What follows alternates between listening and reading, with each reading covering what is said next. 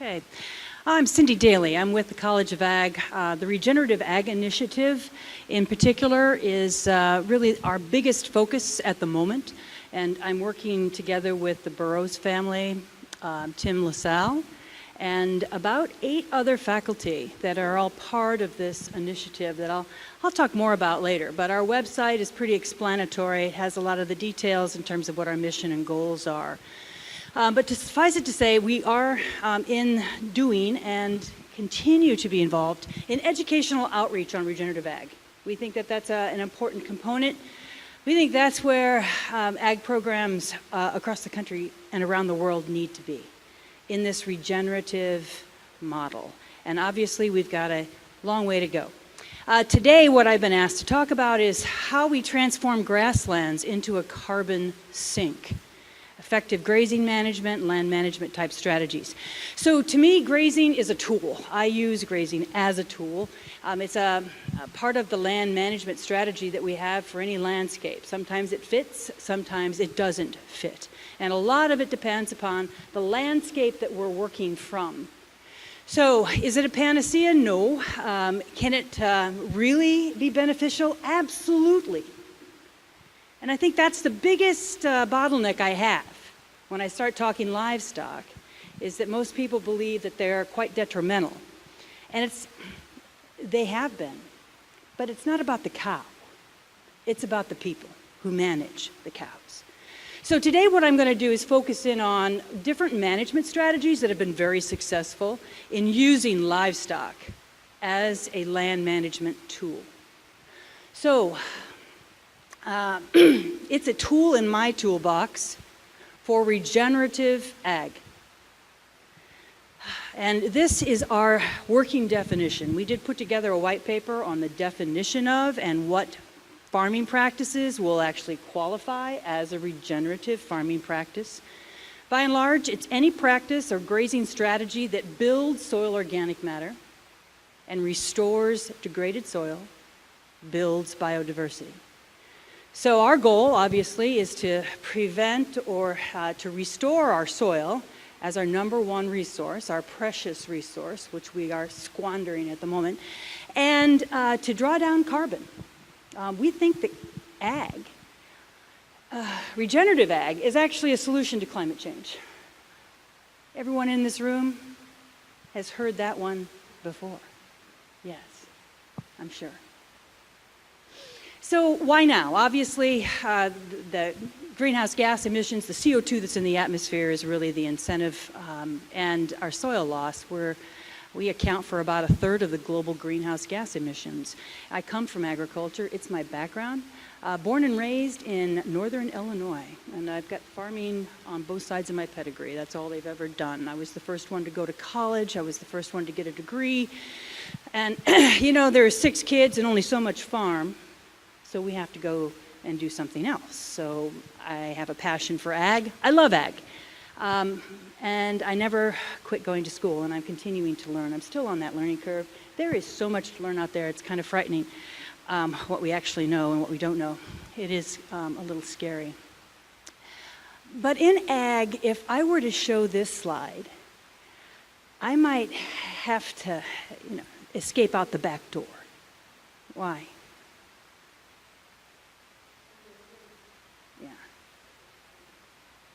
They are in denial. And, I can bring this up over holidays, Christmas dinner, talk about how much greenhouse gas you're emitting. God, you guys, can't you get your shit together? I don't know. It seems like it would be a logical thing to do. But no, tillage is the typical practice. Everybody tills. Everybody's corn and soy, but it's really not their fault. And we can talk more about that after we get through this. But I don't blame the farming and farming communities for this. I think it's the whole system. It's the university system, it's the public policy, it's the farm bill, it's the economy that has really led to where we are today in production agriculture. And to switch from where we are now to where we need to be, we all see the future, it's going to take a huge paradigm shift. And everybody has to do their part. No matter where you are, what you're doing, you may not be a farmer. And if you're not a farmer, then you need to be supporting public policy and supporting local food and doing your part. So what we're trying to do is work with farmers and work with the future of agriculture. So I have a lot of students. We work with a ton of students, involving them in some of the new research we're doing in the outreach, graduate programs. They're actually going to be publishing in this arena. We've just started a new journal for regenerative agriculture on campus so that we can actually celebrate those scientists that are actually doing this type of work, so that we can kind of focus in on that. It's going to be user-friendly. It's going to be peer-reviewed, so it's applicable to the rest of the world. Among the scientific community, it's still applicable, but we still want it user-friendly. We want farmers and consumers to be able to pick it up and feel comfortable moving through it. So it's on the way, and I'm kind of excited about that. So ag has tremendous potential. It really does.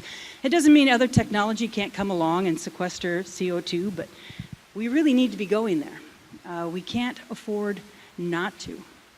I think you saw Tim's slide on the amount of CO2 or the amount of soil that we have left. Well, this is pretty typical.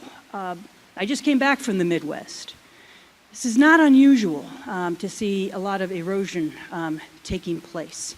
Water erosion is the biggest form of soil loss in ag around the globe. Physical, chemical, wind erosion, and really, this really gets to today's talk, and that's on overgrazing. There's a variety of different ways to graze cattle. And unfortunately, set stock grazing is the status quo currently within the industry. We don't have enough of those innovators yet. But that's our goal. So, soil degradation, Christine Jones, I love the way she presents her facts. We're losing a lot of topsoil every time we harvest using chemical-based tillage-type agriculture. It's detrimental.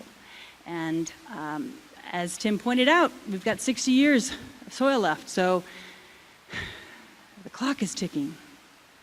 Time is now. So that's really why we're into this. And why, I think another thing that I get a lot, especially from my colleagues at the land-grant universities, who many of which have been working in this arena for many years, is why do you want to use the term regenerative? Well, we don't want to sustain a degraded agricultural system, a degraded food system, a broken food system. It's logical that we want to support and get behind a regenerative type system that's actually going to be building our soil, our important resource. Rattan Lal, many of you know him, heard of him, read about him? Oh yeah. 2%. He says 2% increase in carbon content of the soil could offset 100% of the greenhouse gas emissions. So it's potential that's just waiting to happen. Types of practices that we want to promote, that we would really like to dig into and get more producers participating in: cover crops, huge. Green manure crops, crop rotation. Can be done even among perennial cropping systems. Can happen. There are some innovative folks. We want to try and promote them through our farmer-to-farmer mentoring program to get those kind of farmers, those innovators, out in front of other farmers. Because there's really no better way of getting this information, to another farmer than from a farmer. Someone who actually does it for a living. They can relate to that. Compost, animal manures, another great way to regenerate and build soil. No-till, low-till, minimum till, conservation tillage. I've heard all kinds of, the whole idea is to reduce the amount of disturbance. Every time you turn the soil, you're destroying bacteria. You're destroying the biology. You're destroying homes and habitat. So let's not do that. Another tool that isn't well utilized in these diversified farming operations is managed grazing. Managed grazing. That's where we have a purposeful, planned program where we move livestock around a grazing area or cropping system in a logical way that makes sense.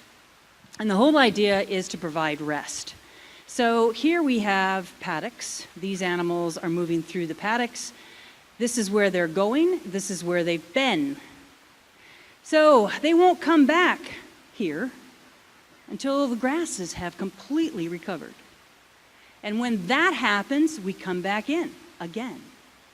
And we'll take off a little more dry matter. The whole idea is that it rests the land. Better for the plants, better for the soil, and a lot better for the livestock.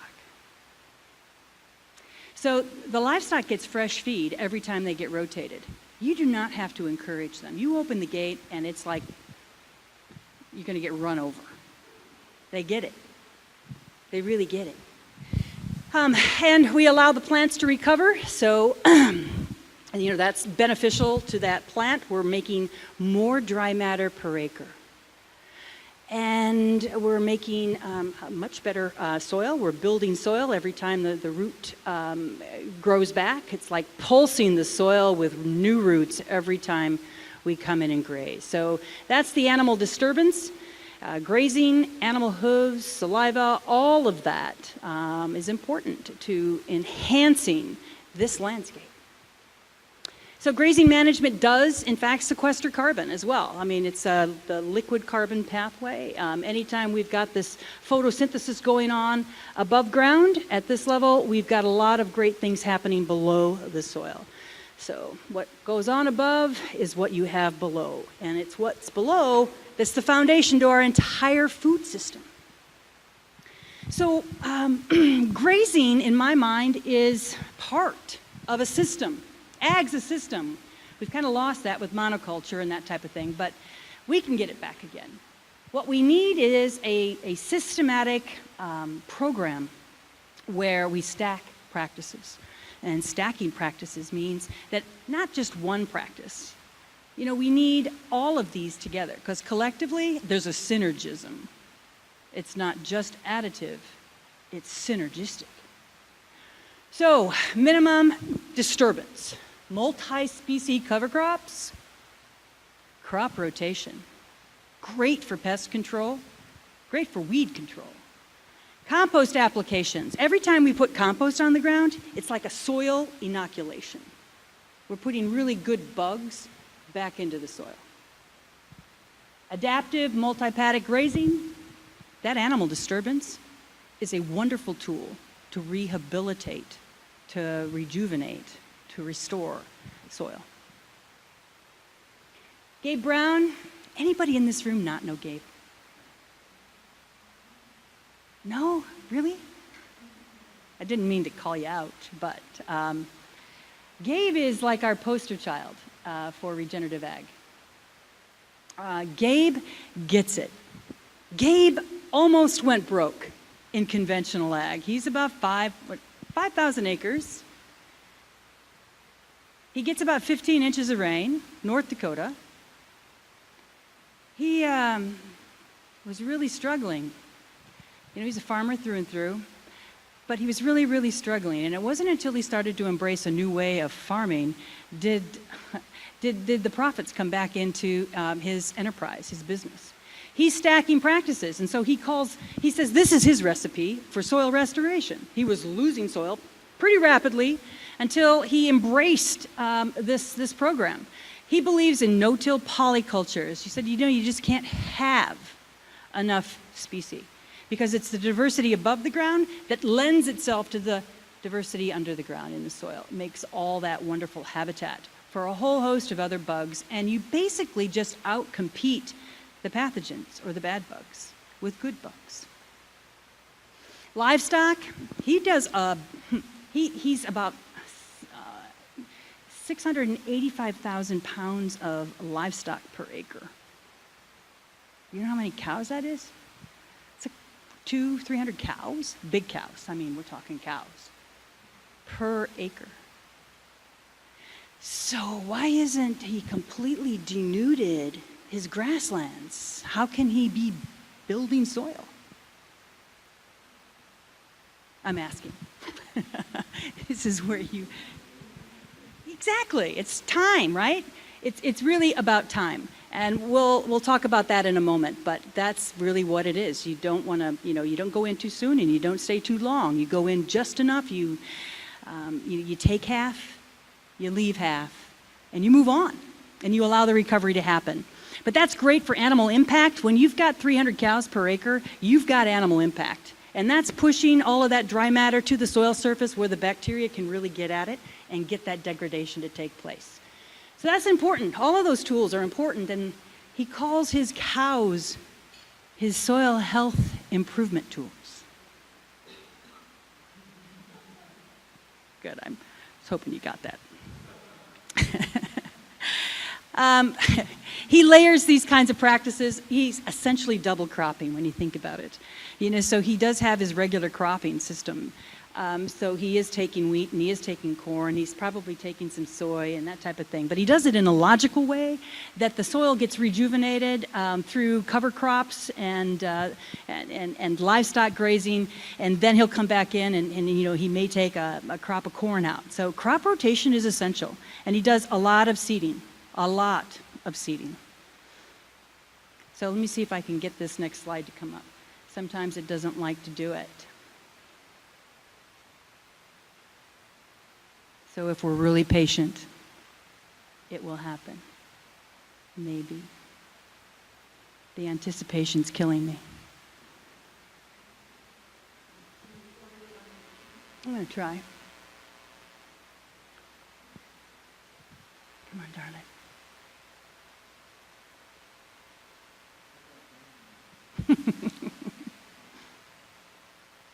Isn't that interesting?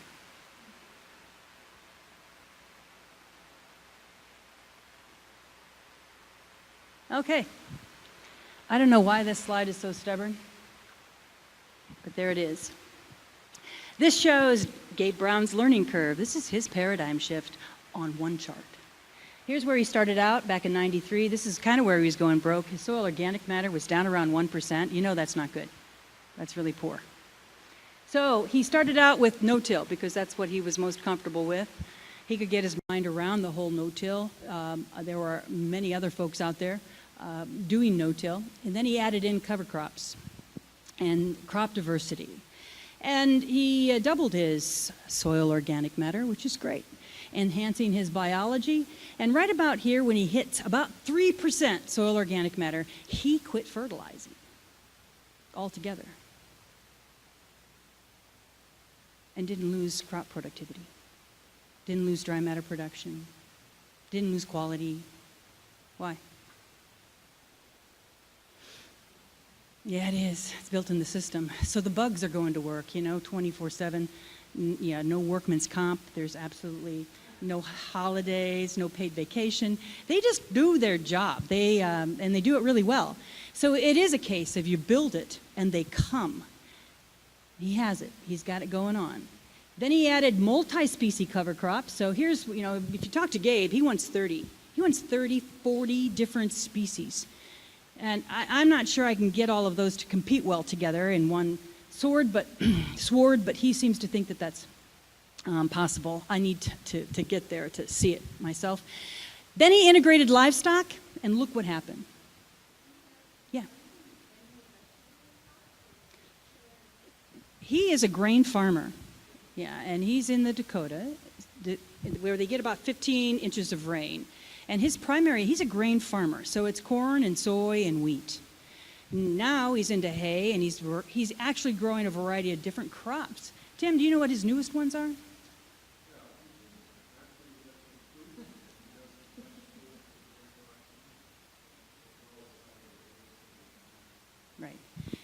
Right. So now he's selling the crops and the protein, the animal protein. So he's got lamb and pork and beef, and I think that's about it. Chicken, poultry. So he's added a poultry component, which is also really a wonderful phenomenon when you can see that.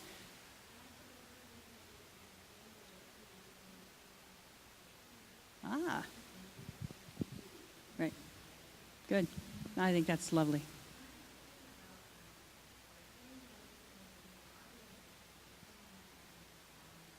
Right.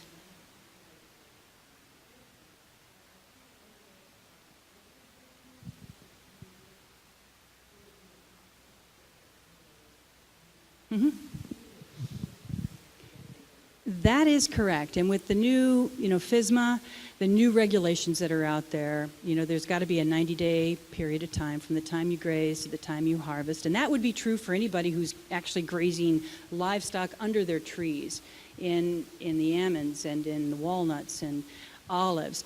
They have to follow that same, unless, they're not harvesting off the ground. If you've got, this tarp scenario, you can, get around that somewhat.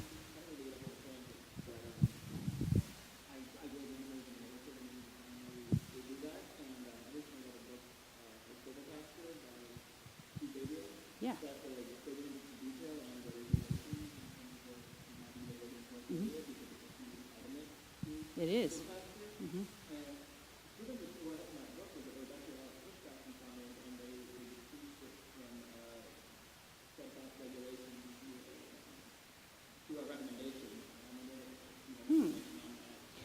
Well, I don't know that the California Department of Food and Agriculture got that memo, but that would be lovely.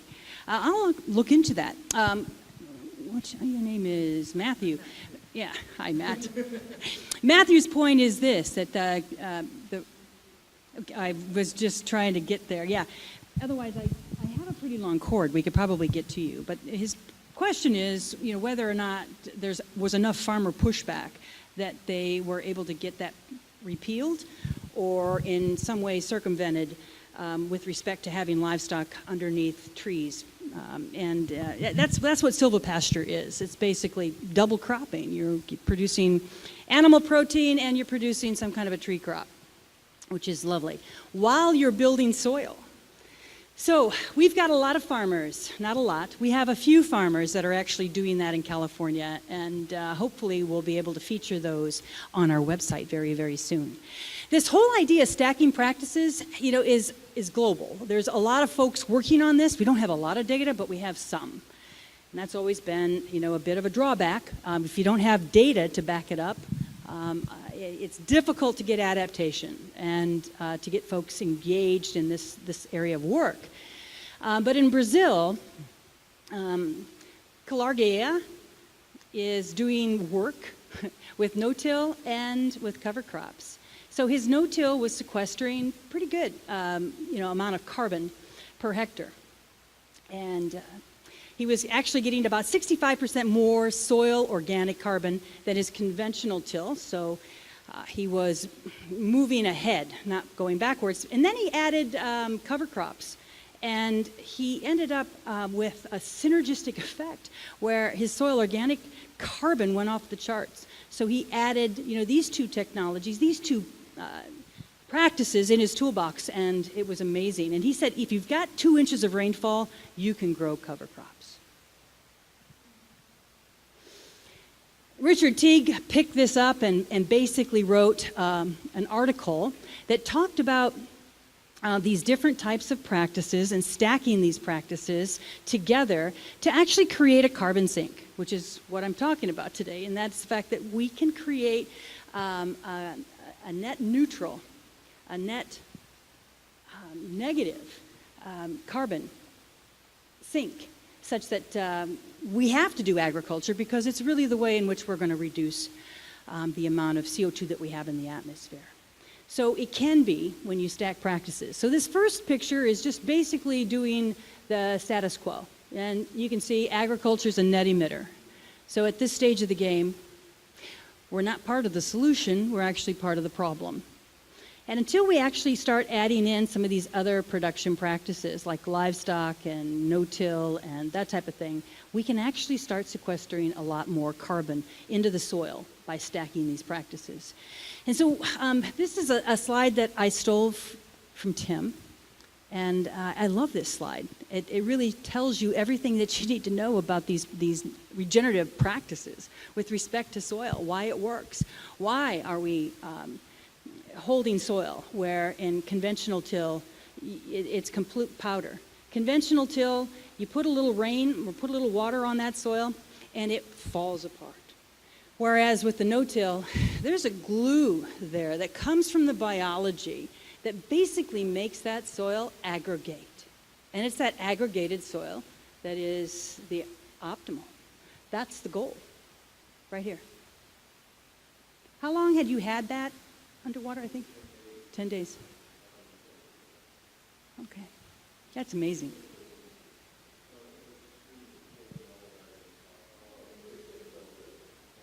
Mm-hmm.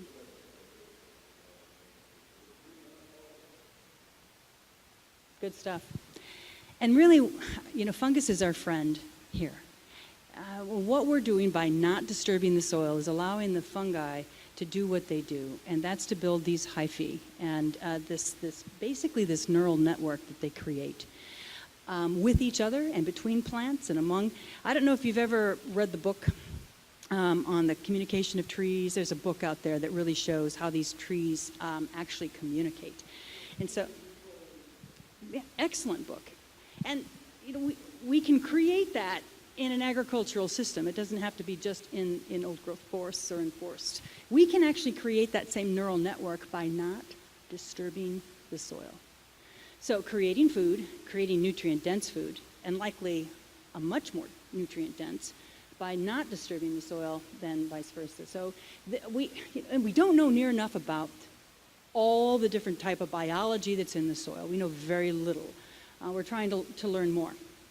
But ultimately, what we're trying to get to is this area right here. This is a great carbon sink where we've got CO2 in the atmosphere, we've got the ocean, but this represents a pretty large land mass.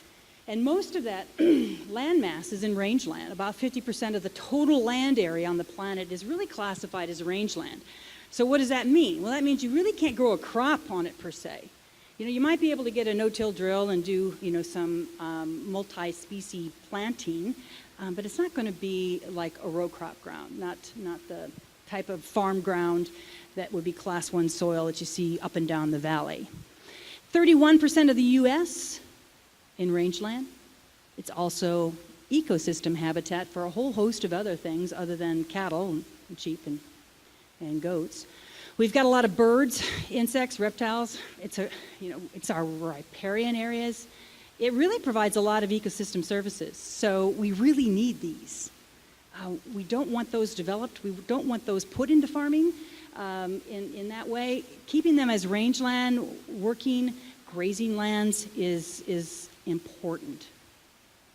In California, 22 million hectares. It's about 40 to 50% of the state's land mass. So the potential here is really huge. The potential is huge. The unfortunate thing is that a lot of our rangelands are not in really great shape. And they're not in great shape because we really haven't been doing the management the way in which it needs to be done. You had a question here. I've heard some numbers thrown around that if you take like half of the good agricultural land and increase the soil land by another certain percent, you get able to pull down all of the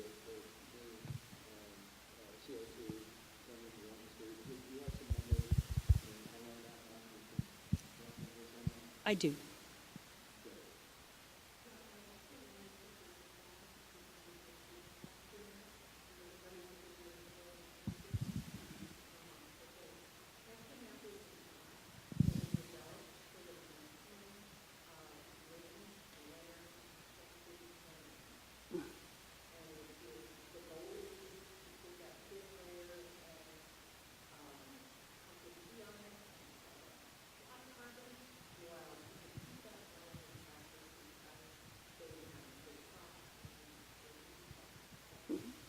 Yeah, Christine Sue is the executive director on that program, and it's primarily it's a grazing program so that you can map your farm based on the satellite. So you can use GPS and Google Earth and bring your farm into it, outline the paddocks, and so it will actually do the acreage. You can get a handle on stocking rates and your grazing pattern, your grazing program, that type of thing. So I know Point Blue has helped a lot of the rangeland producers in our area to really adopt that. We do have the program at the school farm, but I've got a lot of students to keep track of a lot of data.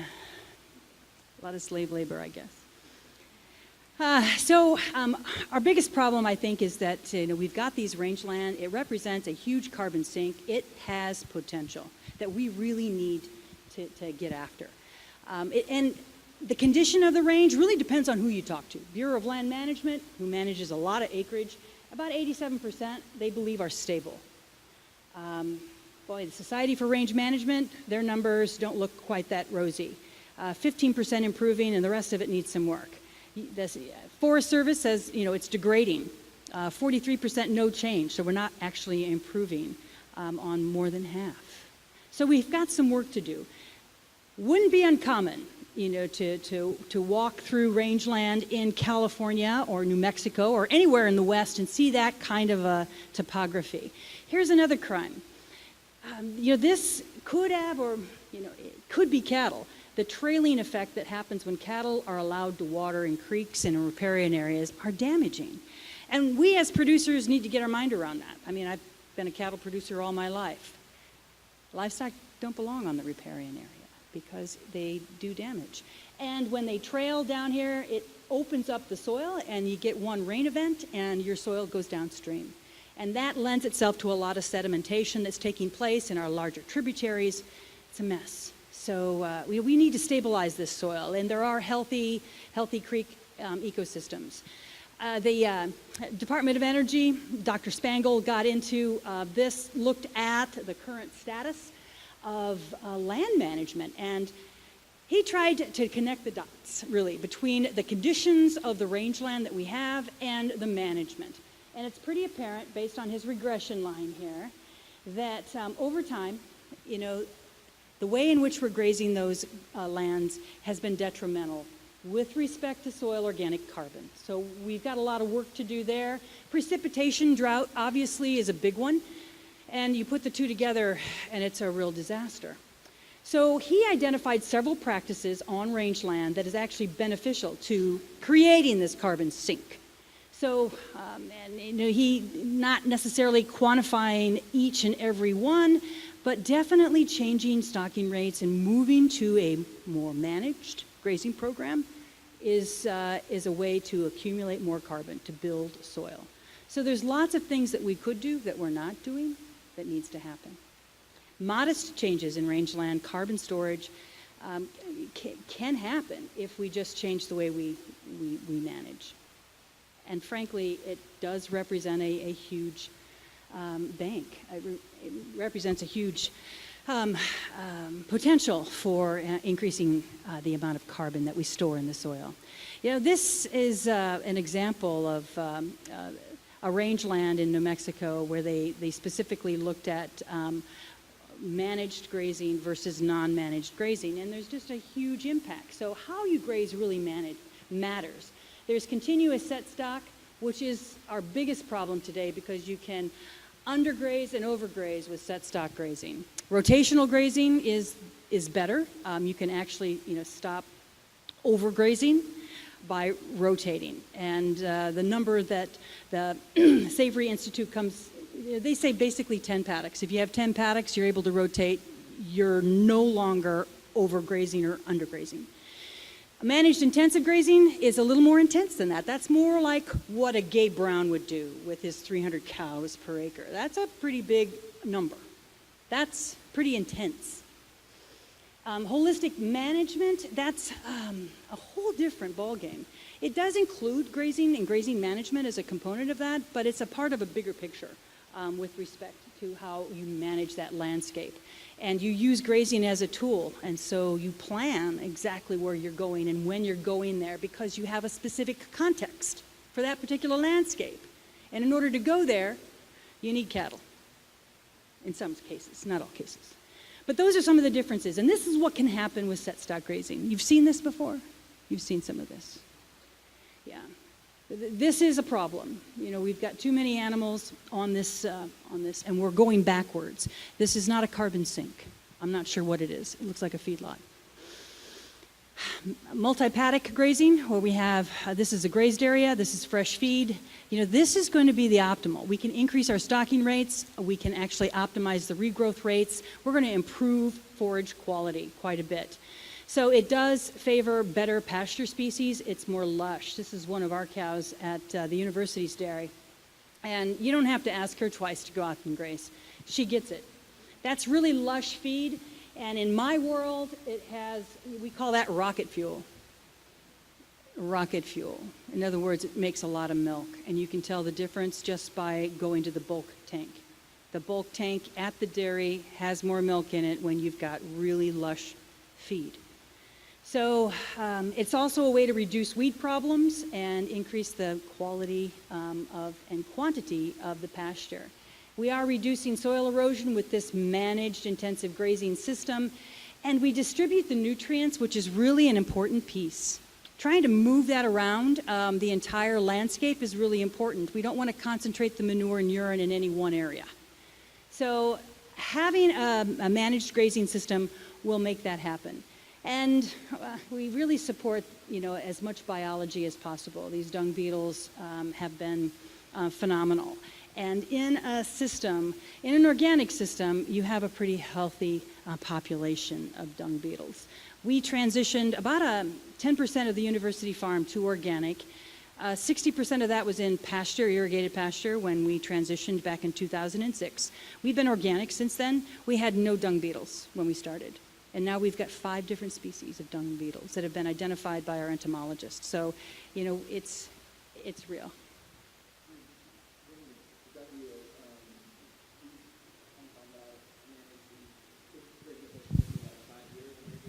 Yeah.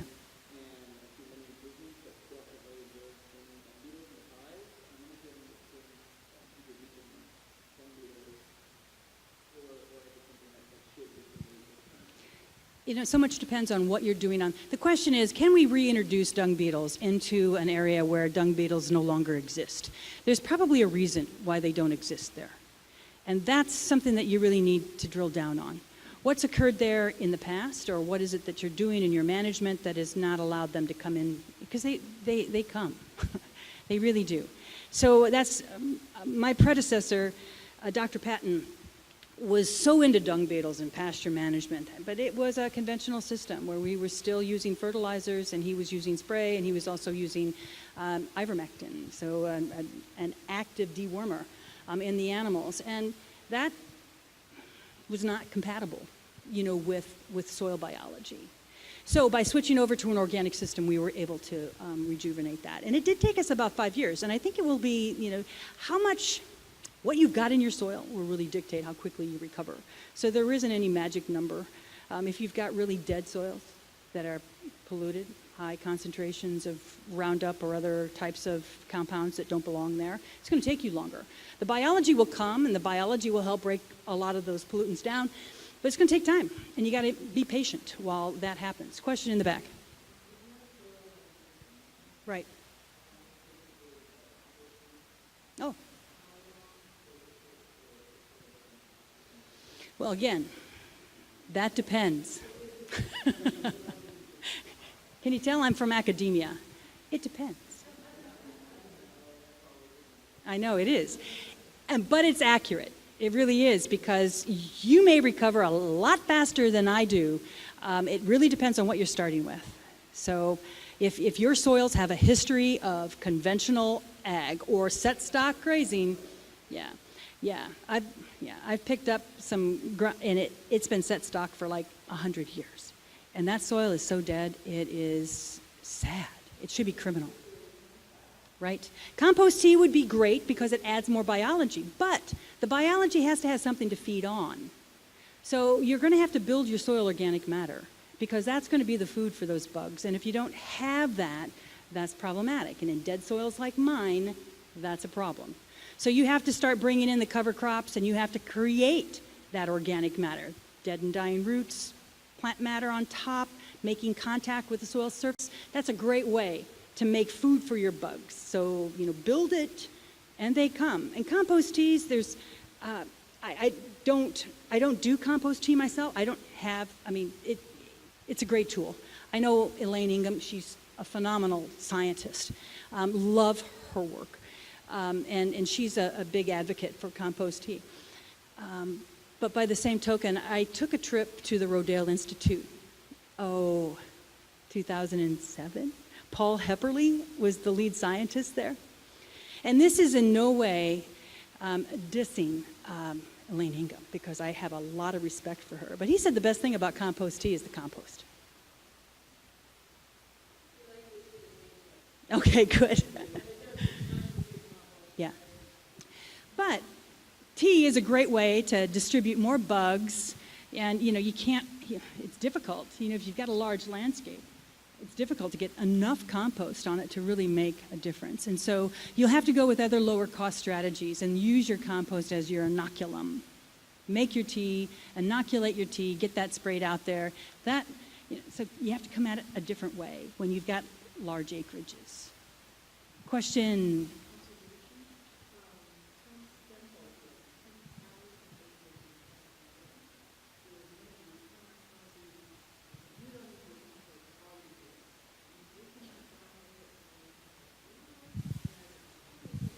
Agreed.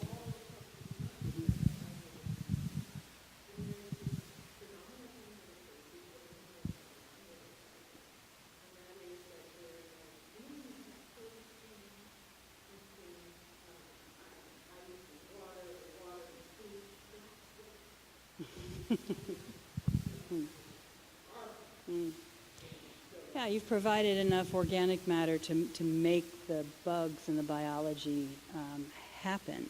So that's the Marin Carbon Project. You'd be able to pick that up if you Google. They do serious soil and compost applications. And I think the last quarter inch is about 40 tons to the acre. Yeah. That's the only drawback there. It's economically, it's a difficult one to sell and to do. I can't afford it. Go ahead.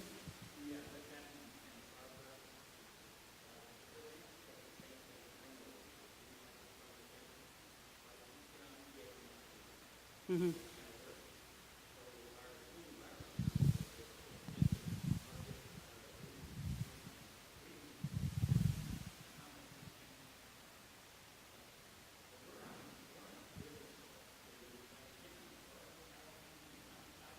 Yep. Mm-hmm. Absolutely.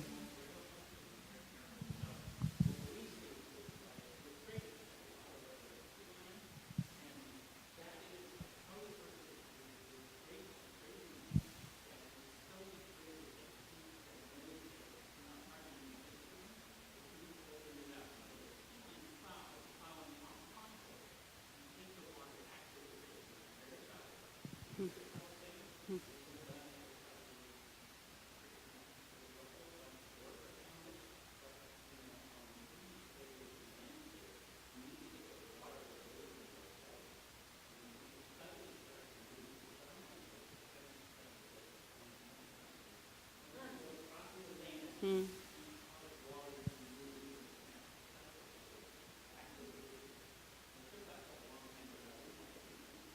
Right.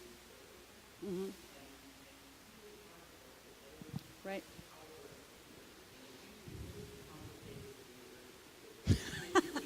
I know, we're limited. Mm-hmm. Good. Good. Mm-hmm.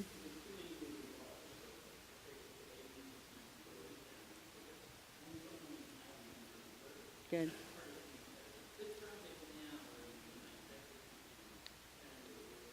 Good. We do have a Keyline study also taking place currently. So we're about 2 years into our Keyline study, and we're not ready to release that data yet, but it's an interesting, the data set is not what we expected it to be, that's for sure.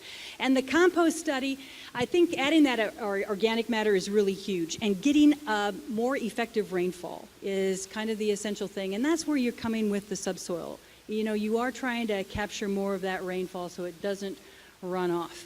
In some places, that I've worked in the Sacramento Valley, effective rainfall isn't even 1/4 of an inch. So if you get more than 1/4 of an inch of rainfall, it runs off, taking soil with it. So the whole idea is to make that into a sponge. And you can do that by building soil organic matter, increasing the plant density per acre so that you've got more plants, more litter, more biology and more plant material. And you can help improve that significantly. You get more effective rain. Tim.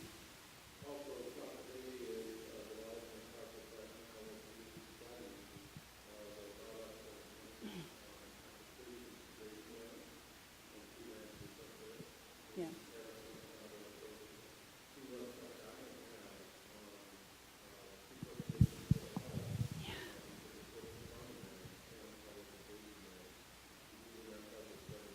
Right. So essentially what we're doing is we're not making a tea, but we are making a emulsion, and we're inoculating all of our seed. And then we're allowing that to dry just enough that we can get it through the no-till drill. And timing that seeding with the rainfall so that we've got enough water to really kind of support the biology there is really, really key. So I think that's going to be a very interesting study. What we're trying to do is corroborate a lot of the work by Dr. David Johnson at New Mexico State. He's the director of the Institute for Sustainable Agriculture. He's done a great amount of work on BEAM, which is biologically enhanced ag management, where he is creating a static compost material rich in mycorrhizae or other fungi, yet to be named, that are really instrumental in really, creating that biological habitat that's really compatible with plant growth. He's getting some incredible results in his cotton. His results are so phenomenal that he's having a real tough time publishing. So what we want to do is replicate his studies. And Tim has identified cotton land in Southern California, and we want to do the corn work at the university farm so that we could actually replicate the data, follow his protocol, use his beam, and determine whether or not those results can be replicated, because that's the piece. And then together, those studies would make a really good publication. Institute for Sustainable Ag. New Mexico State University, if you Google David Johnson. You can go to our website as well. We have a couple of his presentations there. And he also has a really great video online about developing his little bioreactor. Anybody can build one of these. He's really designed it so anybody around the globe can afford it. Lovely.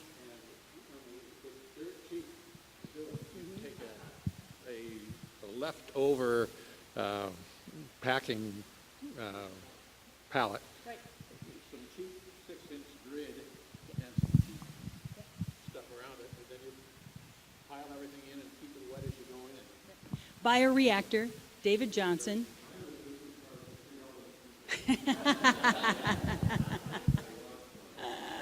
That's great. That's very good.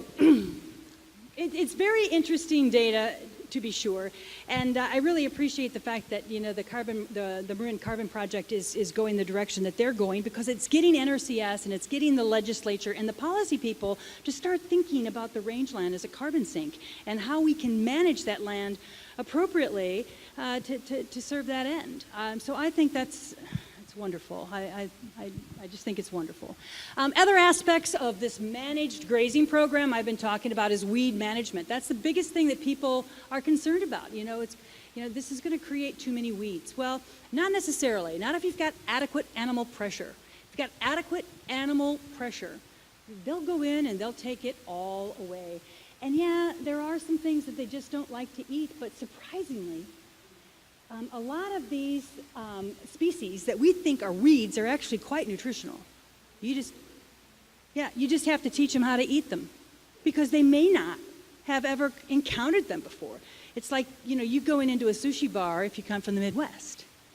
That is not the type of food that you grew up with, that you understand. Same thing is true for cows. So curly dock, burdock, nettle leaf even, these are really good feed. But you just have to figure out how to acclimate the cattle. And how many of you know Fred Provenzen, animal behaviorist? He's really an amazing speaker. Another guy that I think would be great if you're interested in rangeland improvement. He studied this. He studied how do you get animals to eat weeds, because we haven't been managing our rangelands very well. We have a lot of weeds. So how do we get rid of them? Well, he's been teaching them how to eat weeds. And once they're acclimated, They actually go out and consume them. So in a nutshell, here he's allowed animals, cows, to eat weeds ad libitum. In other words, they can eat anything that they want to eat, and they're exposed to these weeds. Inexperienced animals are not going to touch them. They just don't touch them. Inexperienced animals, animals who have been exposed to those before, are going back after them now because, oh, I know what that is. I get that. And that's, he identified the oxalates, the tannins, and the terpenes, and those are plant secondary metabolites. Those are compounds made in the plant that make it less palatable. But once she gets acclimated to it, even I can eat sushi. And I'm from the Midwest. California tuna roll, love it. Restricted, we can get cows to eat a lot more of it if we just restrict, their intake. So we make them hungry. They'll eat anything. Get them acclimated to the weeds, and then turn them out. And then they'll go after the weeds. So there's ways around these kinds of things. And ultimately, Christine Jones is a phenomenal soil rangeland ecologist. She said by changing our grazing practices, we could sequester enough carbon to reverse atmospheric carbon to pre-industrial levels. And she does have numbers that she's presented on her website. If you go to her website called theamazingcarbon.com, she's done a lot of calculations, very similar to what Richard Teague has done with respect to calculating the amount of carbon that could be stored. And I did include a little bit about HM. I am a Savory fan. I think he's accomplished a great deal, and he's overcome a lot of obstacles in his approach, in his paradigm. And I think it's a healthy one. But to develop your context with respect to a land management plan, just don't think that grazing is going to manage your way out of a really unhealthy soil. So it is a whole approach, and that's what the Savory Institute and the Holistic Management International, they dive into this. I'm not going to go there, but you can certainly go to either of their websites and get this kind of information that's very interesting. It is a paradigm shift. I teach a class in this on campus, and it is so funny to watch these kids that are like fifth-generation farmers come into the class, and I make them develop a holistic management plan for their farm at home. And I said, okay, well, why do you farm? Why do we farm? Why do I farm? Well, what's your goal in farming? What do you want to achieve? Silence. How are we going to transition the farm from one generation to the next?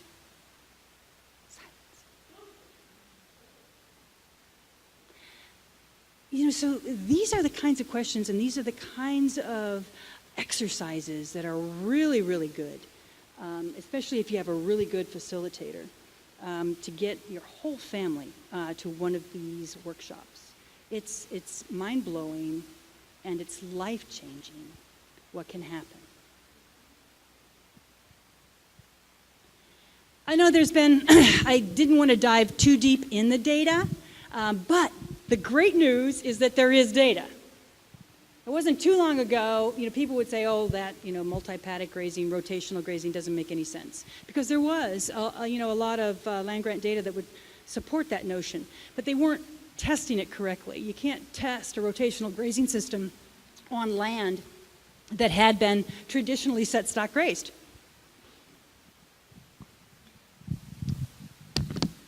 Excuse me. That's obviously detrimental. It's like conducting organic research on conventional ground. That's going nowhere, and it makes no sense. But yet that's in the publications, that's in the peer review. So much of it depends on past history of that ground and just how much soil biology is there.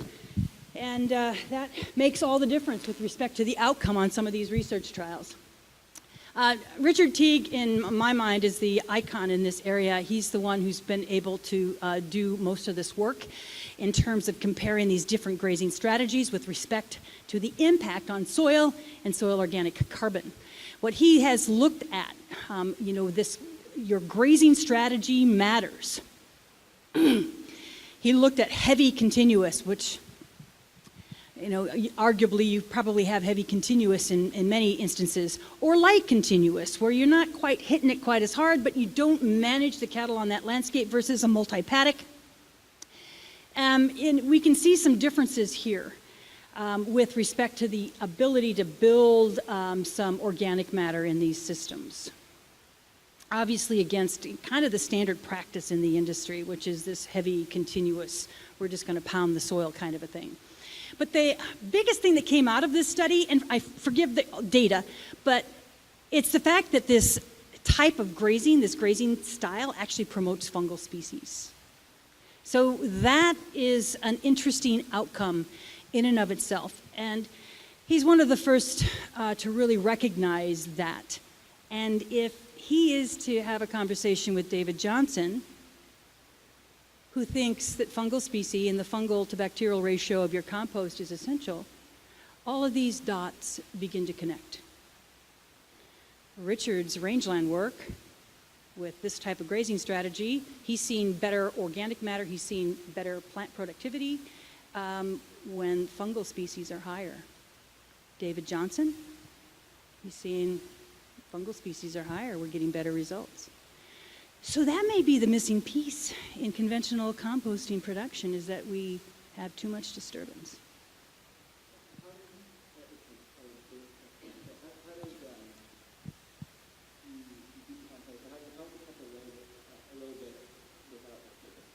Okay, the question is, how do we keep that aerobic without any disturbance? And that is a really good question. He has small amounts, but he only needs 400. Well, he says that in Australia they're only using, a minimum amount per hectare. But by and large, he recommends 400 pounds per acre. And that's the rate that we want to test, is that. And then we can scale it back if we get a positive result, and then we'll do our dose dependency and see just how much it takes in order to get a certain response. So about 400 pounds is what a rate would be.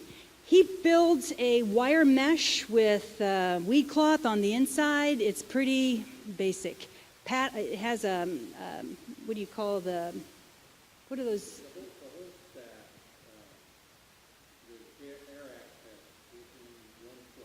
Exactly.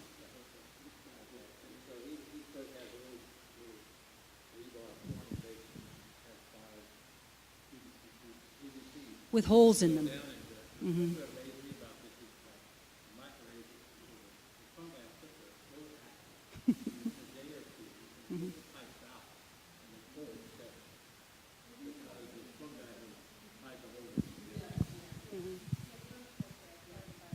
He does. He adds his worms after the thermophilic phase. So that's something. And I love the design. It is pretty amazing. And you can pull those tubes out within a couple of days, because the fungi are that active.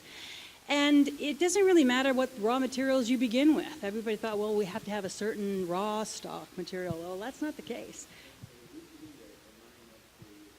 Yes.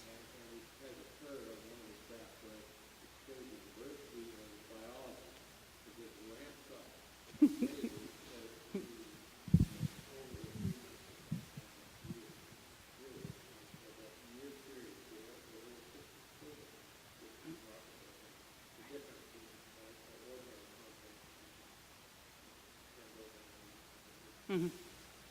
Right. Lower labor, a lot less labor, but we don't know how to scale it up yet, but that doesn't mean that it's not a good methodology. We'll just have to figure out how to scale it up or not. Maybe there's a certain, if you're making 700 pounds per reactor, by 4 by 5 reactor, that might be enough material for most folks. And you can build this and keep it in your backyard, but you do need to keep it wet. And that's where a lot of people go wrong there. So you do need to have a sprinkler on it to keep it wet. You don't have to turn it, but you do need to keep it wet. Question?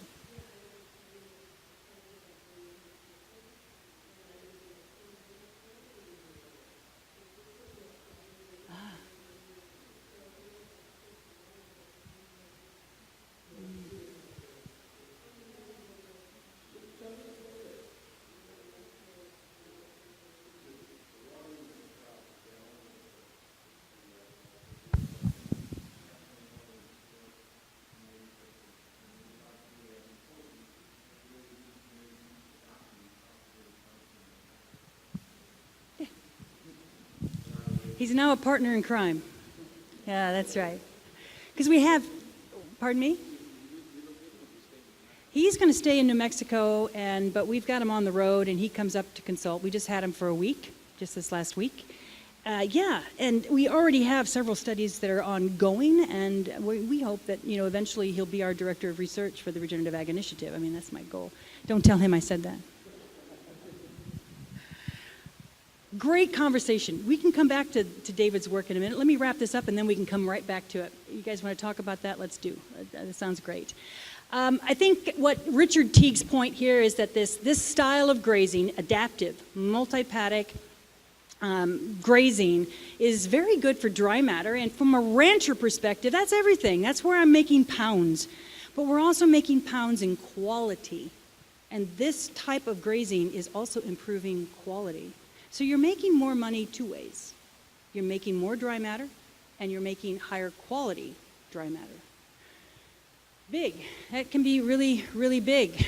Paige Stanley, her master's thesis mentor, Jason Roundtree, who is also a product of Richard Teague's lab at Texas A&M. You can see how these things are spoking out now, which is really great. They did some work on greenhouse gas emissions in this style of grazing versus set stock versus feedlot to kind of refute some of the accusations about the detrimental effects of beef cattle production. And we don't really have time to get into the whole study, but let's look at net greenhouse gas flux. So they did a whole life cycle assessment, feedlot, adaptive multi-paddock grazing, and they compared it total carbon. So this is AMP without considering the soil or the rest of the ecosystem. This is feedlot.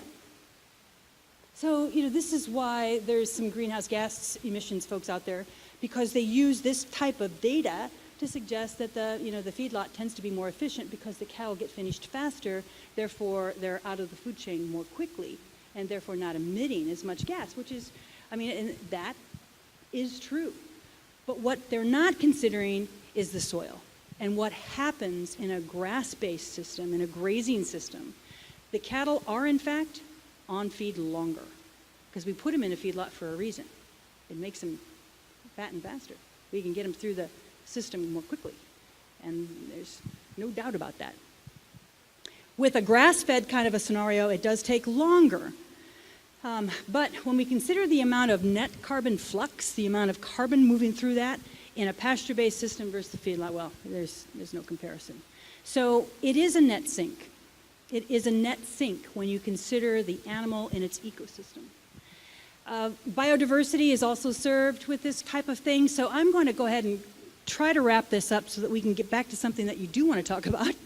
The recipe for this is really diversity, trying to create as much diversity on top of the soil, and you'll create more diversity under the soil. And that is where you get pest control and weed control and that type of thing. Minimum till, cover crop, crop rotation. This style of grazing is definitely the way to go. And we've got enough data now that I think it's safe to say that nitrogen fertilizers make you go backwards from a biological perspective. So the biology, you don't want to do anything that's going to be detrimental to your biology. And the nitrogen fertilizers are detrimental in that respect. And a lot of the herbicide and pesticides also tend to be antimicrobial. And if that's the case, then it's not the kind of thing that you necessarily want to put into your system. And with time, and it will take you time to get to the point where you've got that engine humming again, you don't need them at a certain point, because there's enough biology in the soil that's actually fixing nitrogen for you. And I'm not talking about just the legumes and rhizobia and such. I mean, there's a whole host of other bacteria that no one is even talking about that that are actually there specifically, and they're creating a net carbon sink for you and actually fixing nitrogen and doing everything that you need done. You don't need the inputs when you've got the biology. So that's the end result. So what to look for? It's always great to take a shovel anytime I go on a place. I like to turn the soil over and take a look. That's a beautiful piece right there. Add a bunch of worms. kind of hanging out there. We want that type of aggregation, that type of biology. We want that kind of proof that the soil is alive. So we really want to work on this, and I think everybody can do their part. Every time we increase soil organic matter in a drought-ridden California, this matters. You can actually, that every 1% of soil organic matter is going to hold another 20,000 gallons of water per acre, which means you irrigate less. It's much more water efficient. It's going to take you time to get there.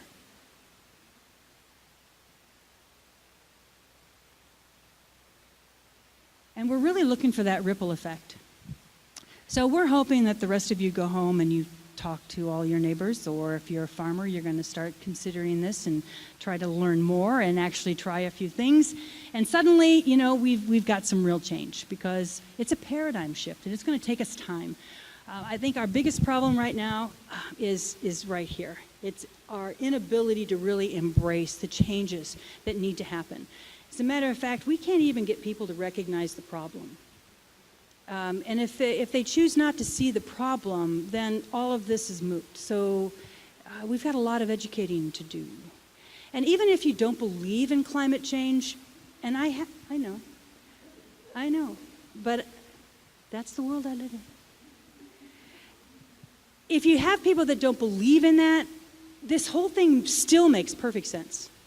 From a profitability perspective, from a soil erosion, it really does. And that resonates with a lot of folks that I tend to interact with at the university.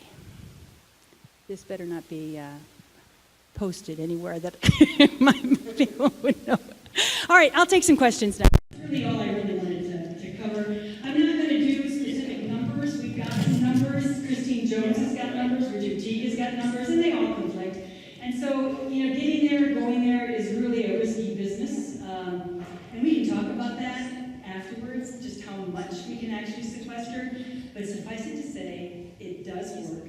How much depends on your system and your soil and what you're starting with, and how willing you are to stack practices. That will dictate the speed with which you will reclaim these soils. Question in the back. Yes, I'm a regenerative farmer myself in Ventura County, in California, and we have an experimental plot there that we're so lucky to have. I feel incredibly lucky. Like my friend really spearheaded an experiment, you could say, and we're trying to. I guess we're going to open up 2 acres. And so far, and I kind of want to get your point of view, because it's like right off the freeway, so you could say like thousands of people see it. What would you recommend to kind of have it so it's like we have a plan already, but I kind of want to get like your kind of like what do you think would more entice people to see, like, whoa, look at that at the farm or something like that, so that every time they pass by, kind of like kind of that roadside acreage really matters, and if you can exploit that, I've got a lot of road frontage myself, so that's where we're doing our seeding work, things like that. So I think you're right. You're going to have to educate.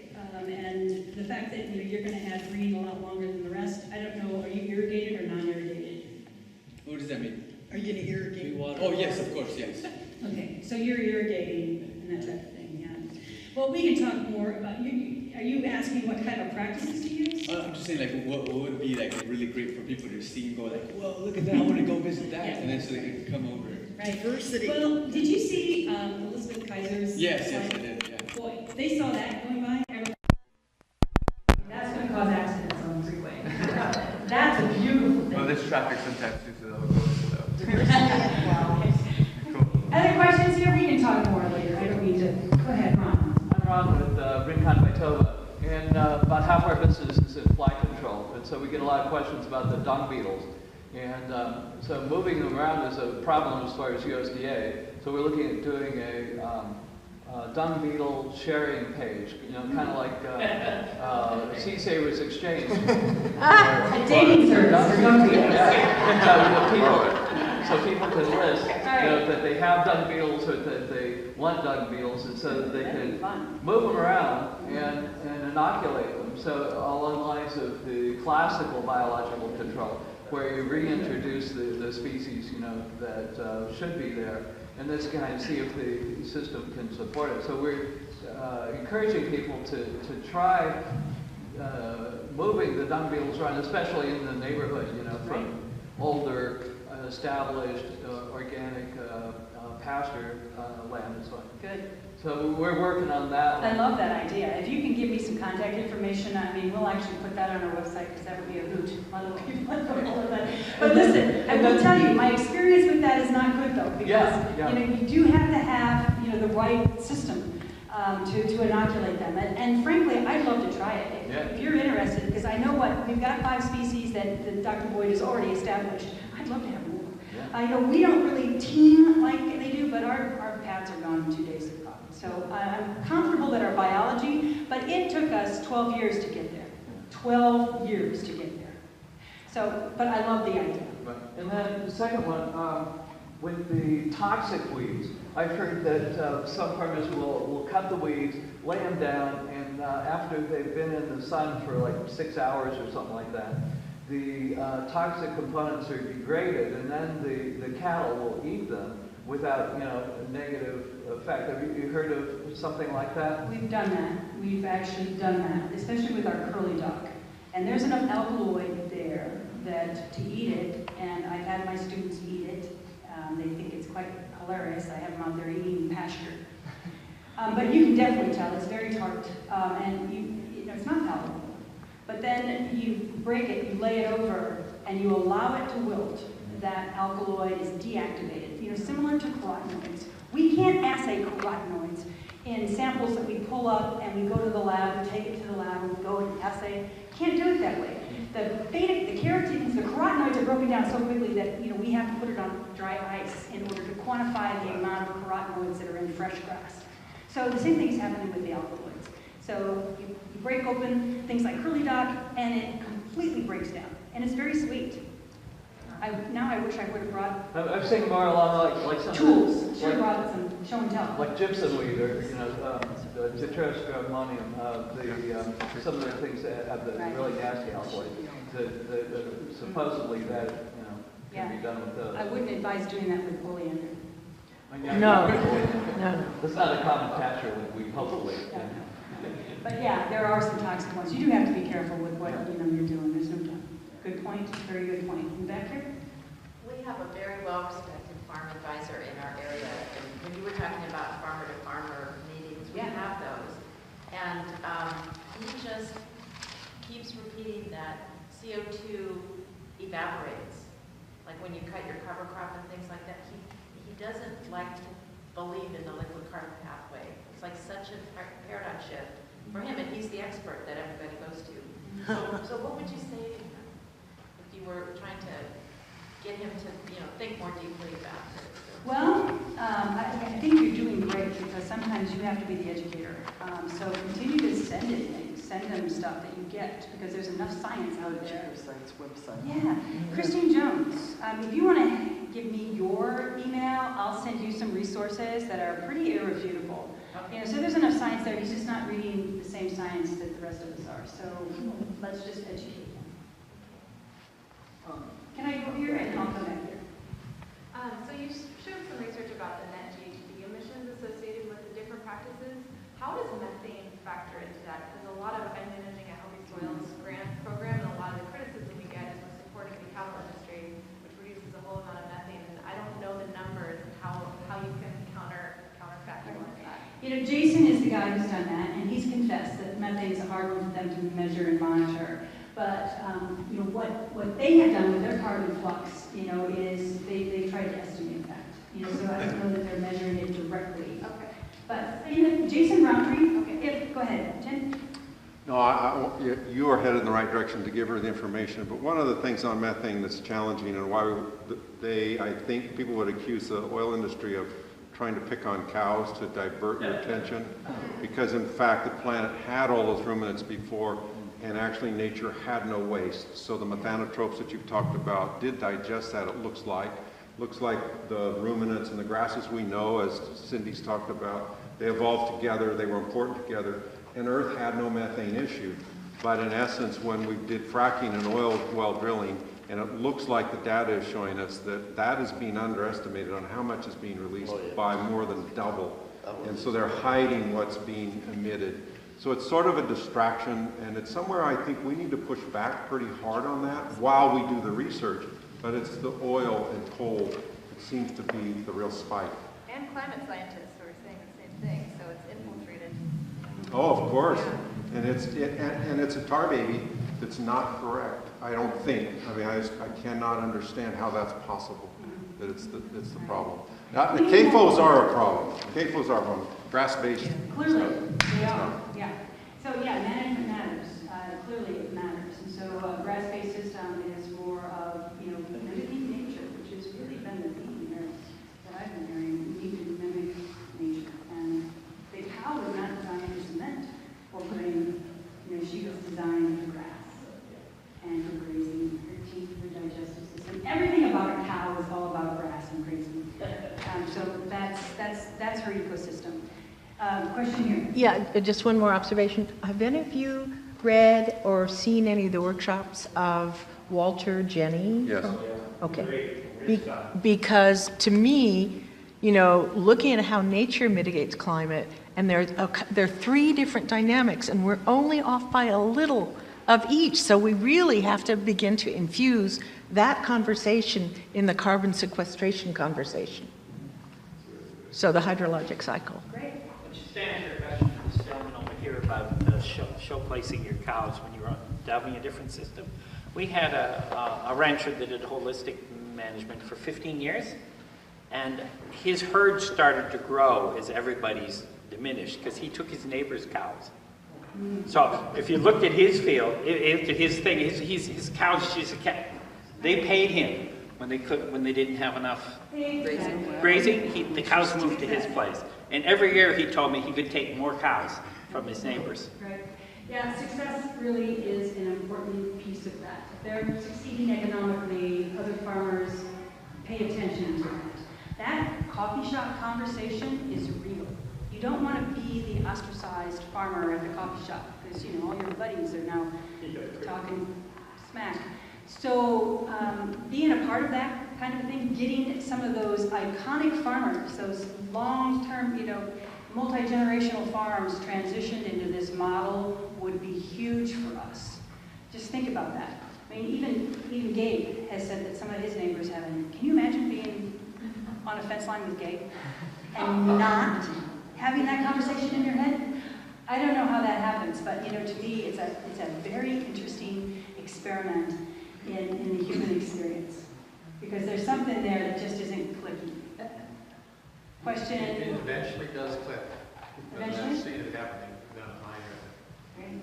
I love it. I mean, that's what we need. We need the ripple effect. Here.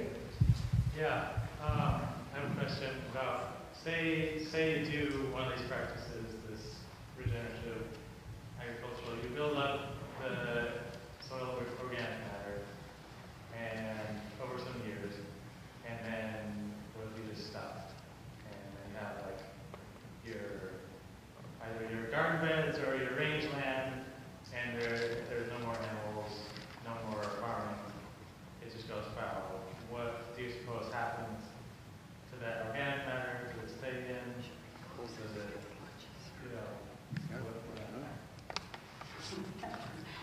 You're talking about just letting land go back wild and not farming it, not grazing it. Yeah, they learned a lot when the Nature Conservancy and the Bureau of Land Management tried to do that on the Diamond Plains. Have you heard that? That's a pretty amazing study that's been well published. Sheila Ferry is the author.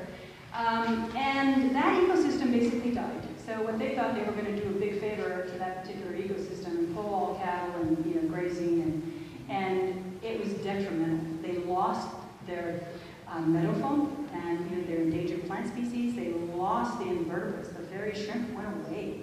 So the cattle are essential. We don't have other ruminant species out there. We have cattle. And so the cattle maintain that ecosystem. And talk to any biologist that is into riparian walking, they'll tell you that. And if you want that, I'll send you that study.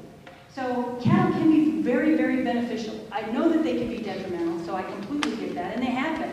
But it's all about management. It's management. Question here. Well, there's something about water here too. Yeah. This 1% to 20,000 gallons just hit me. That's why The argument is, okay, let's eat vegetables. What are the 1,500 gallons per pound beef or something? And same thing with almonds. Oh, we're putting all of our, the agricultural sector is taking all of our water. Then we have this gentleman mentioning, hey, maybe we could cycle things, and it's diversity is the issue.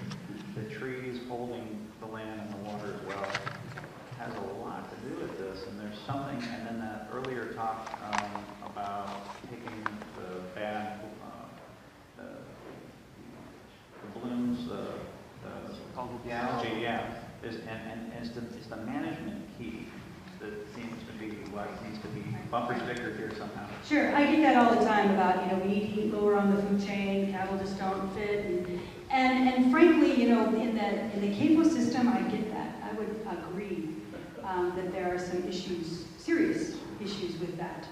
But half of our lands are grazing lands that cannot be farmed or anything else along those lines.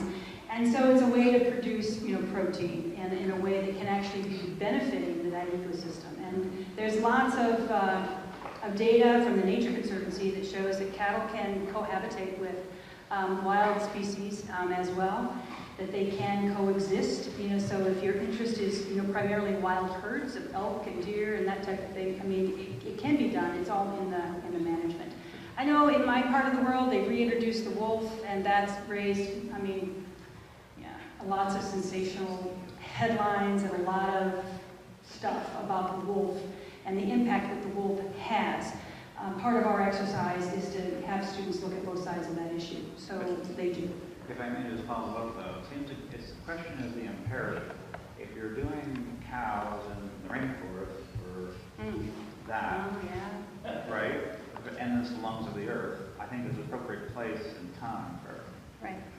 Right, yeah, that clearing, deforestation is a detrimental practice, and no one's arguing that by any stretch, yeah. Well, I've got 4,000 acres in Costa Rica, and we've done regenerative agriculture for 20 years. And actually, what we've shown is that the lands were cleared, and in the same amount of land now, 1,000 acres has been reforested, and we're producing more on the 3,000 acres. So again, it comes back to management. So organic matter's gone from 4% to 8%. And the forest where the slopes you keep in forest and your production and the grasslands goes up. So there's more forest now in all of northern Costa Rica than there was in the past 100 years. It's incredible. And we can produce more, get more meat if done correctly. The issue we're facing was with the wildlife, because now the jaguars are reproducing. We've got more jaguars and ocelots, and so an issue is for the ranchers getting along with the wild cats. But cattle can bring back the rainforest. We have 400,000 acres of forest, the largest dry tropical forest, and the most detrimental thing is fire. Fire is now part of the ecosystem in Central America. And so one of the biggest challenges we've had over the last 20 years is combating fires. Yeah, and I've done a lot of work in Plumas National Forest, so just kind of on this whole forest theme. I know that's tropical, this isn't, but we see that the management strategy there in our national forests have not been what it could be, and we could support a lot more wildlife if we would just adopt a more reasonable program in terms of burn and removing slash and doing biomass cogen. We need to invest in those kinds of things so that we can make our forests what they were before we decided we were smarter than Mother Nature and going to go in there. Now we've got so much fuel that we're having these horrific fires, and they're finally waking up to that. So I understand that they are considering prescribed burns in some of these areas in order to prevent understory from taking over in some of these places that have them, which are going to, we're going to need to rethink that entirely. Anyway, I think I better wrap it up. So I'll be around, so if you want to exchange contact information, I would love that. Thank you very much. Appreciate it.